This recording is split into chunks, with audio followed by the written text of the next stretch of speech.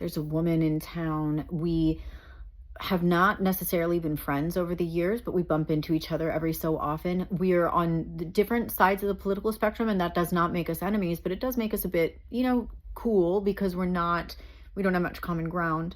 Well, I bumped into her a couple months ago, and the previous time I had seen her, she had been heavily pregnant, and I had known, she had told me that it was a baby boy. So when I saw her a few months later and she was no longer pregnant, I excitedly rushed up and said, "Where's the baby? I want to see the baby." And she looked at me dead in the eye. She said, "He died." And I blinked, and she was not crying, and I was not crying yet. But somehow our bodies just melted into each other. It was the wildest thing. I don't know who initiated it. I'm not sure. This hug had a will of its own. It's like our hearts wrapped around each other and our bodies were just incidental to our hearts. Like we just got wrapped up in this hug of shared mourning. And you could tell that it was a sort of mourning that was very personal on both sides. It's obvious why it was personal for her.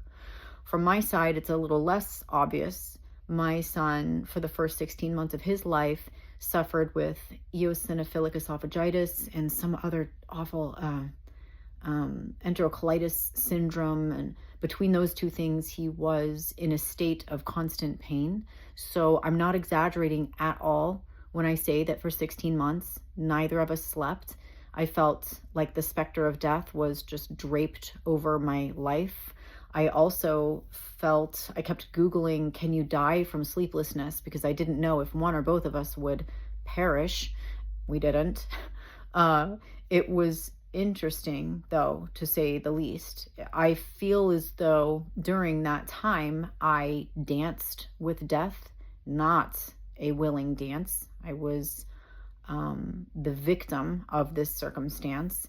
And that is what was hugging her hug. It poured out of me. It was like a choiceless hug. I didn't have much to do with it. I don't know that if I could have even chosen this hug, or whether I could have chosen not to this hug. It just kind of prevailed on us. But it was a fascinating moment, and it got me thinking about this nature of womanhood, this essence of womanhood that just does kind of come out of your body. Like, do you remember, I'm not Christian, but in 1 Kings 17, there's that beautiful story, really very poetic, about the widow of Zarephath, who was so magnanimous to be compassionate and charitable in this dark hour of famine. This town was in the throes of famine, and here she was spending her last bit of ground meal and her last drops of precious oil to feed those who were hungry when she herself was hungry and had a son to feed. And because of that, as the mythology goes, Elijah blessed her that her cruse of oil would never run out and that her ground meal would never fail her.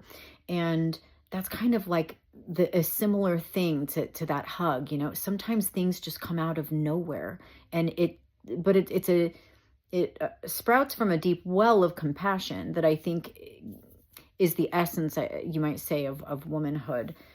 I remember my mom told a story. She breastfed all 4 of her children, and she said that she never was a good milk producer. She said half the time she felt like offering her big toe instead of her breast, because that's how dry she felt, that we would have been better off sucking on a finger or something. And yet, just like the widow of Zarephath, somehow she would see that milk was accumulating at the edges of our mouths, and we were gulping, and we seemed to be drinking from what, right? From this miraculous fluid that just comes, it pours out of the woman, right? That's what we do as women. We're so in touch with our emotions, and those, we're such an open channel, and miracles just kind of flow forth from us. And I think it's the most beautiful thing about humanity generally, and womanity specifically, because the thing is, I think that in our culture, we permit women to be vulnerable like that. We permit women to indulge in these moments of choiceless hugs and, bring forth the miracles of our bodies and produce milk when there was not milk, and produce oil and meal where there was not oil and meal. And our culture supports and even applauds to some extent the womanhood expressed in that way, where you're giving of yourself even when you don't have anything left to give. We celebrate that. I don't know why we don't celebrate that in men. I had a similar moment as the woman, her name is Jess, whom I shared that hug with. My brother, I had a similar moment with him when he told me that he was first diagnosed with cancer. There was another of these choiceless hugs. There's nothing else you can do but hug so desperately, and time kind of elapses differently. I think we stood there hugging for minutes. It might have only been 10 seconds, but it felt like so many minutes. And whereas Jess and I were proud of our hug, and to this day we reference it, and we celebrate it, and it's part of our cherished history together as kind of friends and neighbors in this town. And yet my brother, it's been a completely different experience. He has completely denied that moment. He won't talk about it. He swept it under the rug, stifled it. He doesn't want to reference back to it, as though that was a moment of weakness for him and not strength. See, women are allowed to see these moments as moments of strength, and men are taught that these vulnerable moments are moments of weakness. And that's really too bad, because I don't think women should have the monopoly on these behaviors. We currently do, but women understand something that I think men need to cotton on to. I heard a quote once, I don't know who said this, it's Googleable, but you can't celebrate together until you've mourned together. Women implicitly know this. Like, when I saw that quote, I thought, oh, duh. Like, that's verbalizing what I've done with so many. Every one of my girlfriends and I have just implicitly known that, and we don't skip that step. We know it's kind of corny, but like the darkest before dawn stuff, you have to slog through the tough stuff before you can get to the good stuff. There's no avoiding that step. And I don't think men have made this discovery yet.